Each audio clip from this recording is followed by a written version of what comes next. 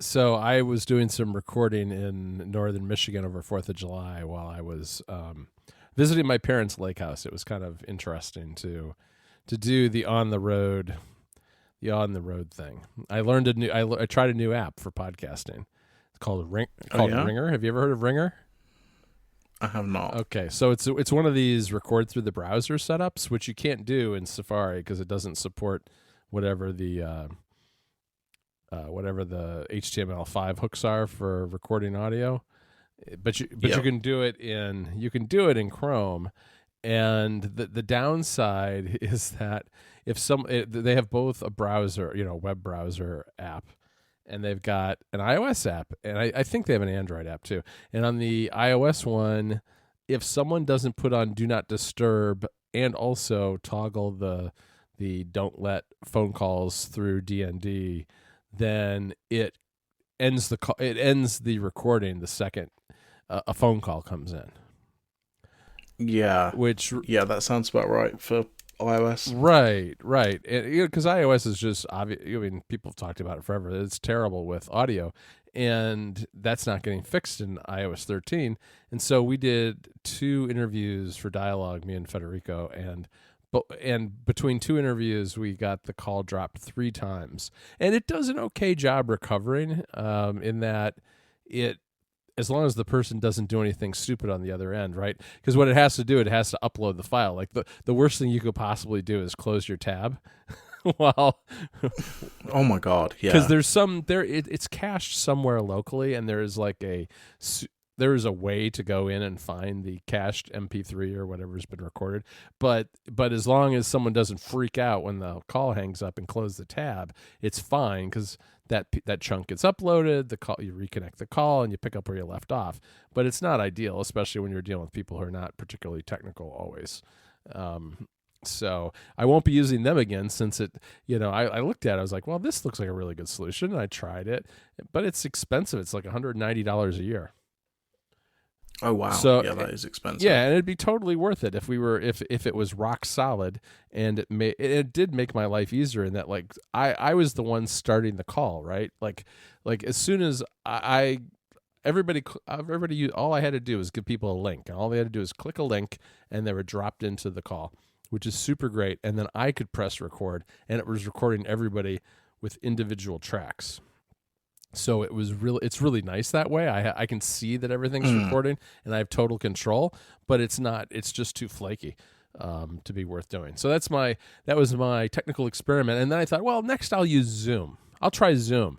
Then That's wow. you probably heard what happened with Zoom the last couple of days. They're running without telling users a web server on your Mac. Even after you delete the app, there's still a web server running in the background that can be exploited from the outside, which is just bananas to me. And then of course they defended it as well. We were just trying to make it easier for people, and it's like, you got to be kidding me. That's an awfully big stick to use to get rid of one dialog box you have to click through. Clicking buttons is too hard. Yes, Instead instead we'll include a web server so people can hijack your camera and on your Mac. That's pretty crazy. But I guess they've since backed down, and they're going to take out the web server, and may have already done so with an update already. But I don't know. I'm not at a point now where I feel like I can ask somebody at the moment to use Zoom for something. I have used it myself, and I haven't gone to look. I'm sure my MacBook Pro has the web server on it. I mean, if you asked me to do it, I'd say no. No, I'm not using that. Yeah, no, I understand. I know they've reversed the decision, but how do you trust a company? I'm a developer. I build software. I get it, but that's like one step too far. Yeah, how do you trust a company like that if their logic led them down the path of, well, this is totally okay?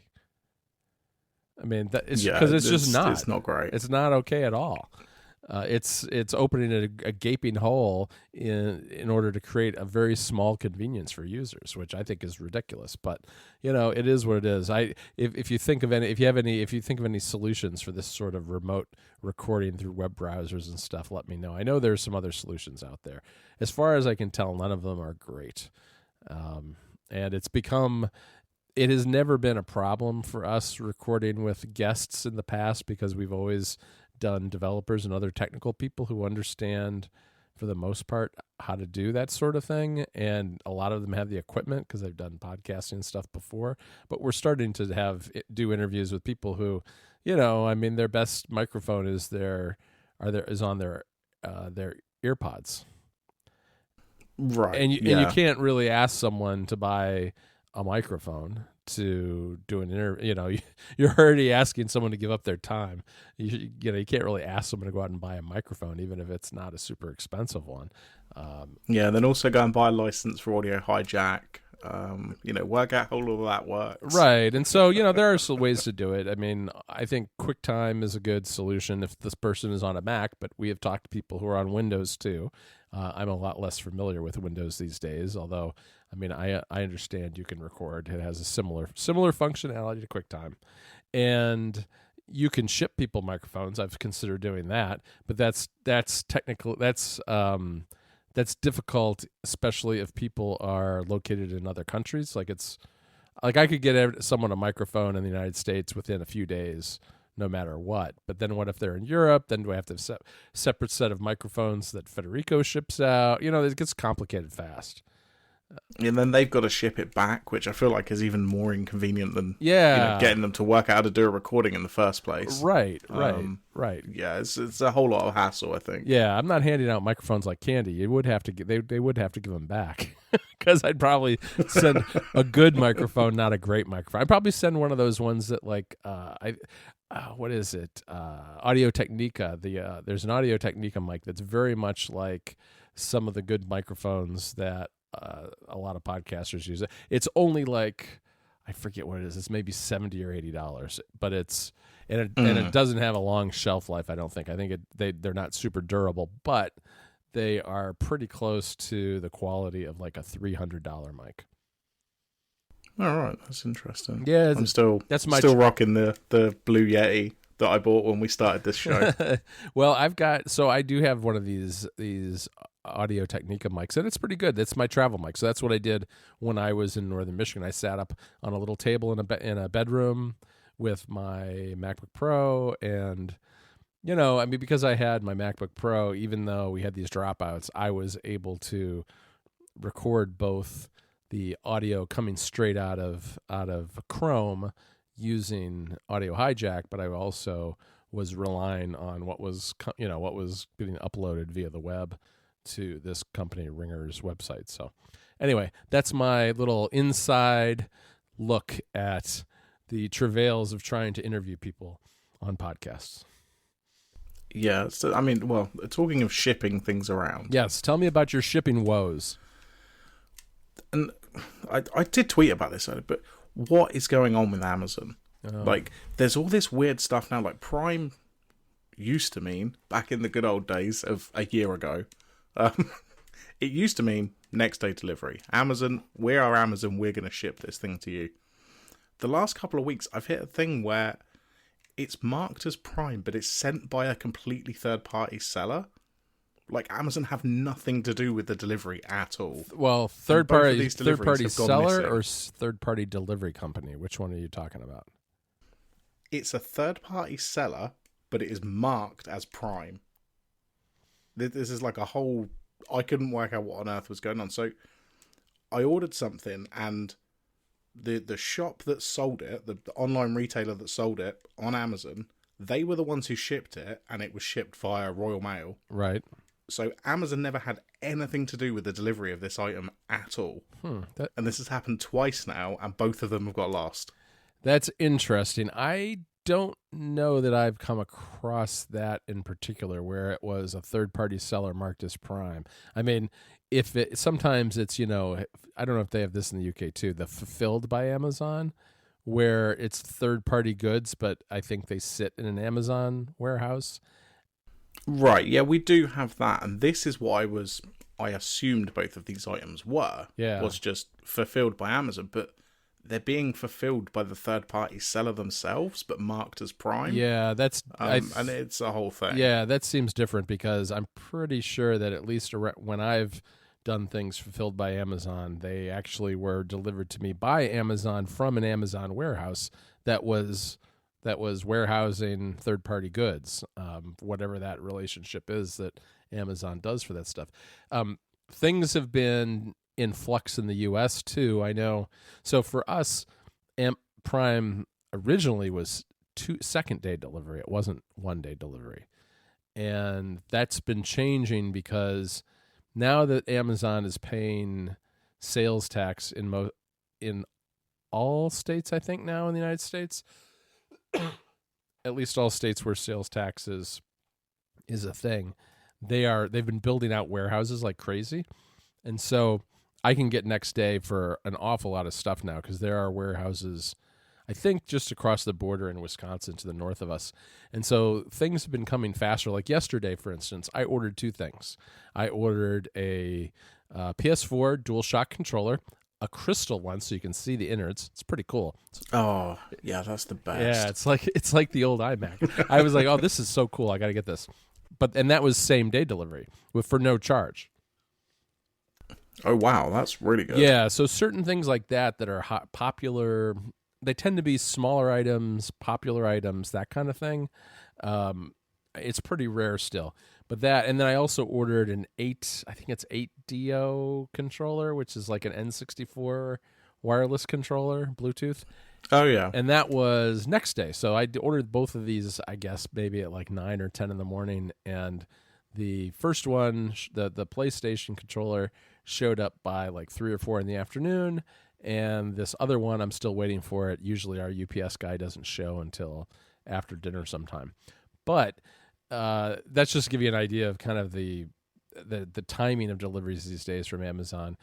But the other thing that's changed a lot over time is that it used to be that Amazon was strictly delivered by UPS, and that has changed a ton. I mean, now sometimes the U.S. Postal Service delivers stuff, especially on like Sundays. Sometimes I think they must have a subcontract with because we don't get mail on Sunday from the Postal Service, but apparently there's some kind of contract with the government for Amazon, and sometimes those Sunday deliveries will come from the U.S. Postal Service. Now, yeah, it's funny you say that because Royal Mail, exactly the same in the UK. We don't get Sunday deliveries with Royal Mail, for normal post. Right. But they do Sunday deliveries for Amazon. So I would imagine, their business model is probably very similar. Although Royal Mail is a private company. Okay.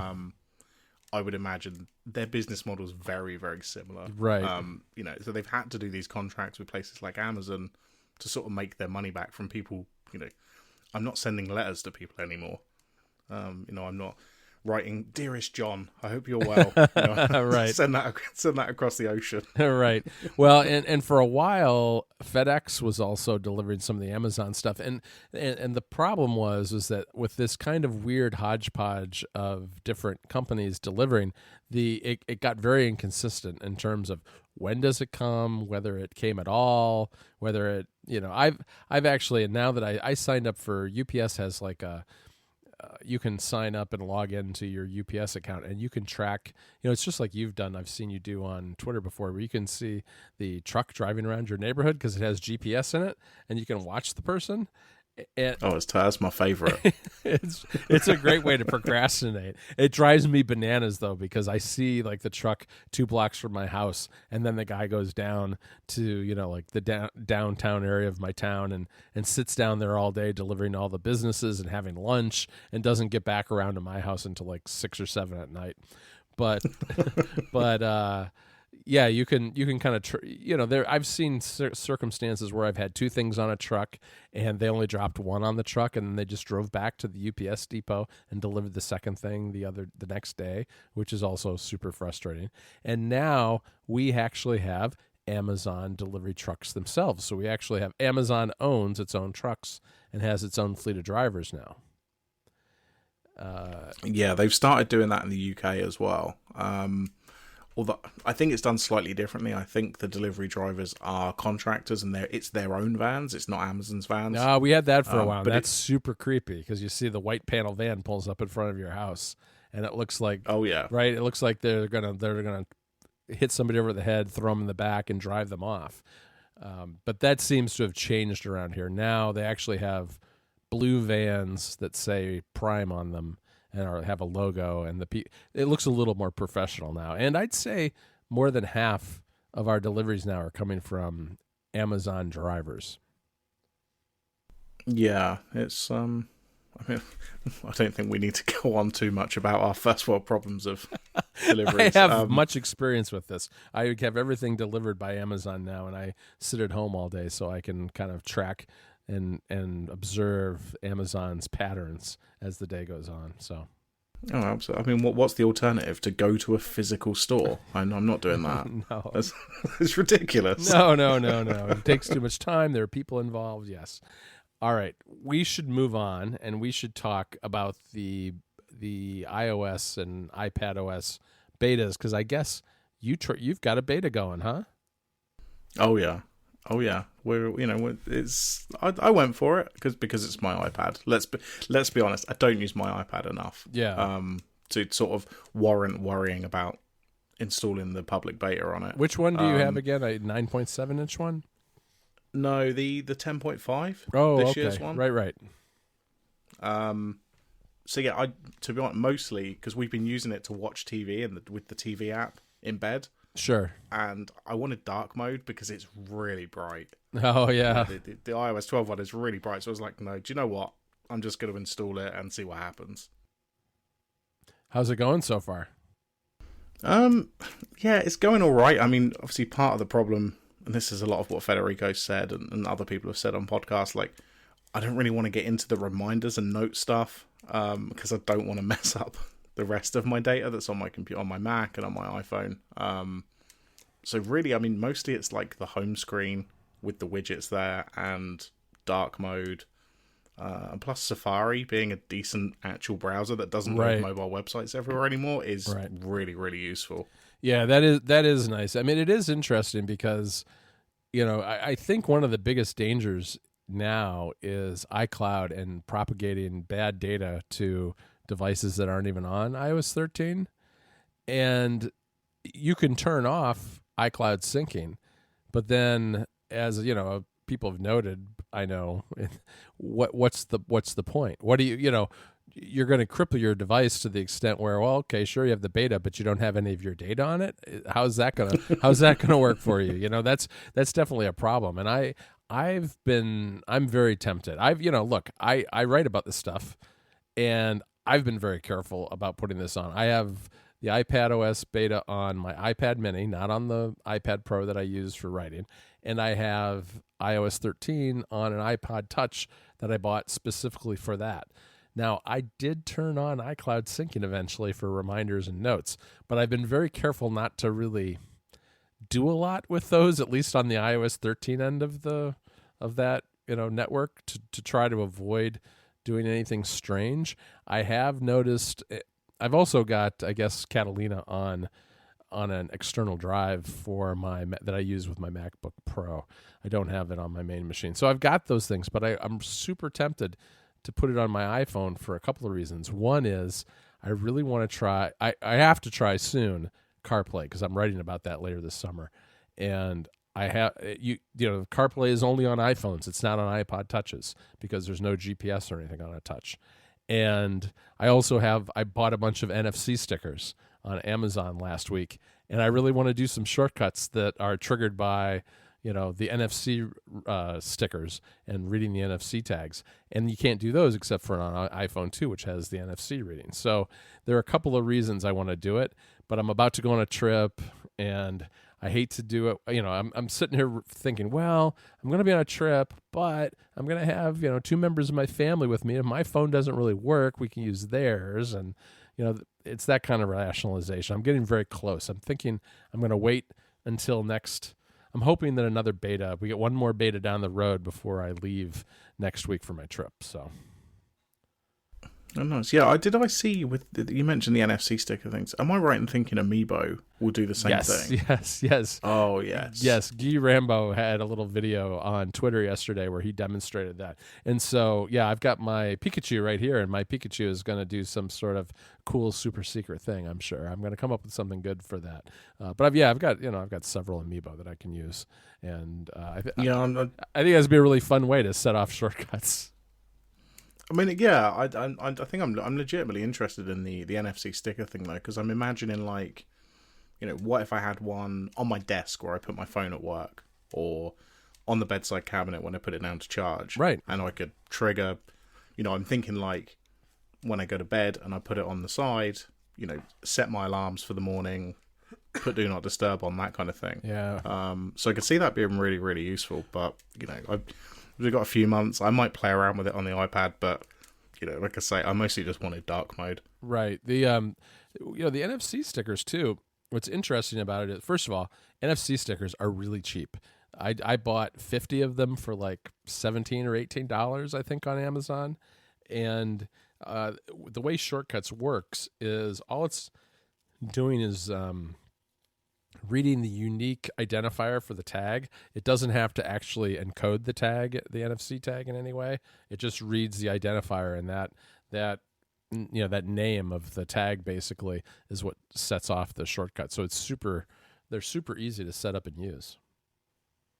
Yeah, I'm just looking on Amazon now, and as you say, they're really cheap, so I might pick some up as well. And do I want to put it on my phone? Maybe I do. I don't know. Maybe I will. For me, with the stickers, the question was, well, if they're this cheap, maybe I should just get 100. Then I thought, well, if I start sticking 100 stickers on everything all around the house, I think my family will probably be unhappy with me. So I stuck with 50 for now. Yeah, 50 is probably going to cover you, I given that you don't so leave the house too much. They're going to show up everywhere. People will come over and they'll ask, why are there stickers on everything you own? And it'll be because of shortcuts, of course. Of course. Of course, why else would you have them? Anyhow, all right. We have one more big topic that we ought to cover, because there was a big announcement this morning, which was the Switch Lite. Yeah, this is... So it's $200. It's slightly smaller. The Joy-Cons don't come off. It has a D-pad on the left Joy-Con, I guess, which apparently people care about. I don't know why. I guess for platformers and stuff. Yeah. Yes, it's good for the retro games. Yeah, and this is coming September 20th, I think. Yes, probably the same week as the new iPhones, which is kind of interesting to me. Yeah, well, that makes it well, I won't be buying one. But, it's going to kind of make it interesting, certainly for a few people, because they're going to need to decide between getting this or getting an iPhone. Yeah, so you're not going to get one, huh? I never play my Switch undocked. Really? Oh, it's undocked. Always okay. docked. I thought you were going to say you never play your Switch. You never play it undocked. All right, I get that.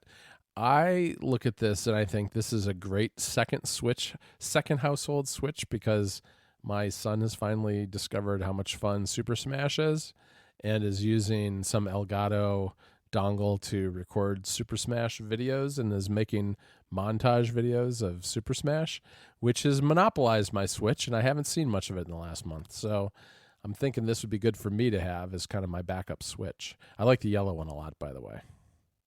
Yeah, I mean, that seems fine. Now, it is, you're right, yeah, the screen's a little smaller. Yep. It's a little thinner, it's like, I read that it's about one Joy-Con width narrower, in that, you squish it in a little bit, because they're not detachable, obviously, so they're able to save some space there.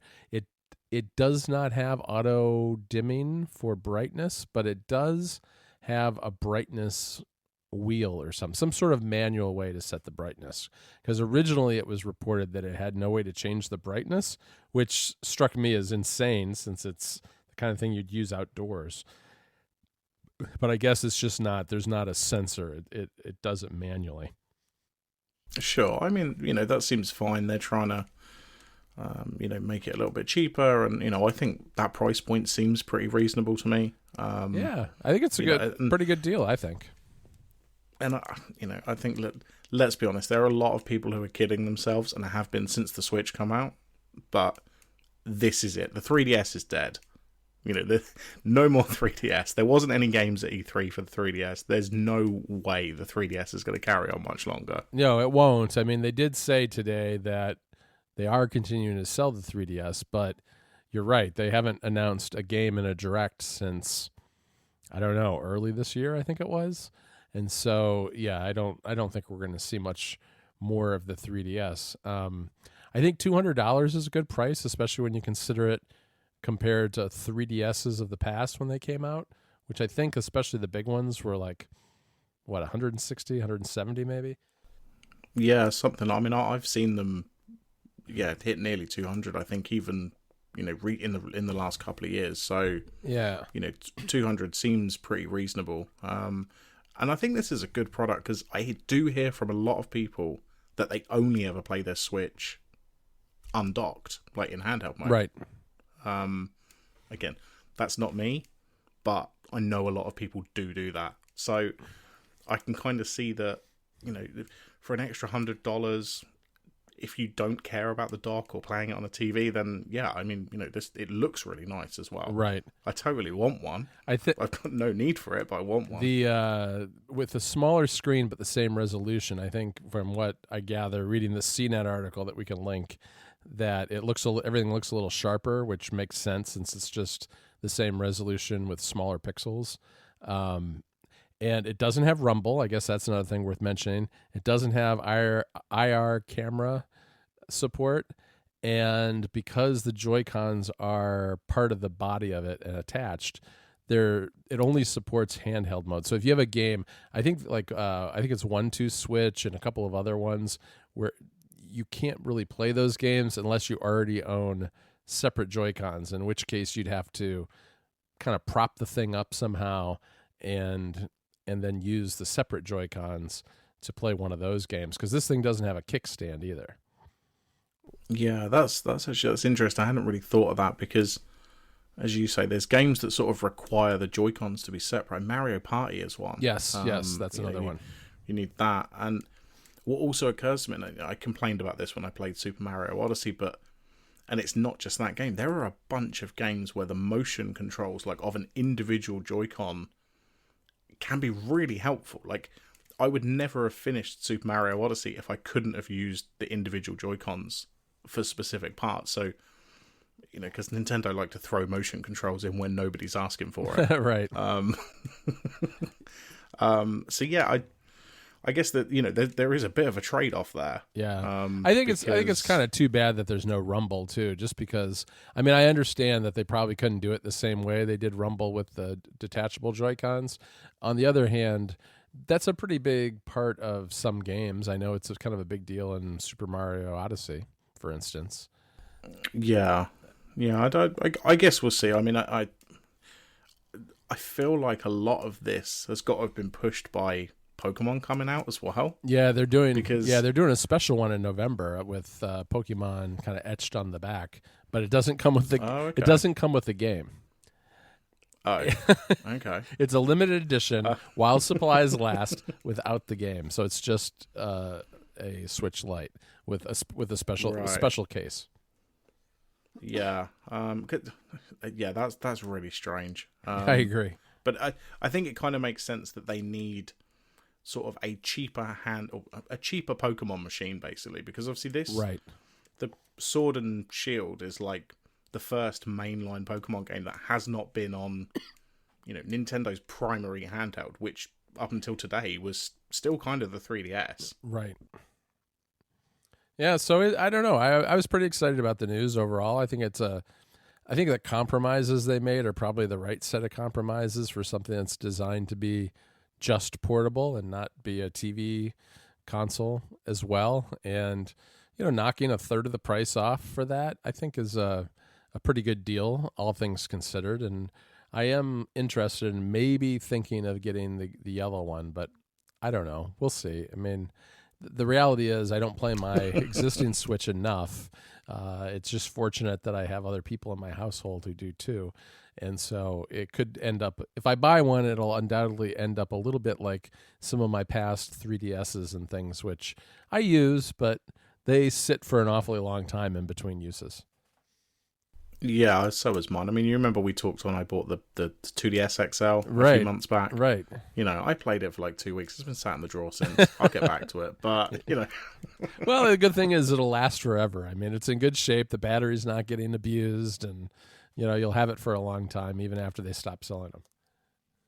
Oh, yeah. I mean, I've got a DS sat here within arm's reach, and I just flicked it on, and the battery's still at like 50%. Really? I mean, it must not have been...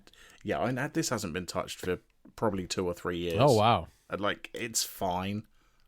So I'm sure my 2DS XL will be fine as well. Yeah, I think so. All right. Well, that seems like a pretty good place to wrap it up for this episode, don't you think? Oh, absolutely. I'm going to write a letter to Nintendo to thank them for doing this right before we were recording. I know. Usually it's like right after we get off the phone, there's a direct or something, and then we have to wait 2 weeks to do it. But no, this is good because that all broke this morning pretty early U.S. time, so that was kind of fun. Yeah, well, when I originally saw the article, I thought it was a leak. Like, I thought somebody had found images somewhere, and it wasn't until I clicked through and they're like, oh no, we've interviewed whoever they interviewed. I was like, oh right, oh okay, this is an actual legit thing. Yeah, the first thing I saw was a YouTube video posted on Nintendo UK. It didn't even hit the US Nintendo YouTube channel for like another couple of hours. Huh, how weird. But, you know, Nintendo are a strange company. Yeah, they do things differently, that's for sure. Yeah. Cool. All right. Well, I guess we'll speak in a couple of weeks, and you know, maybe somebody else will release something for us to talk about. Sounds good. Speak to you later. Okay, bye-bye.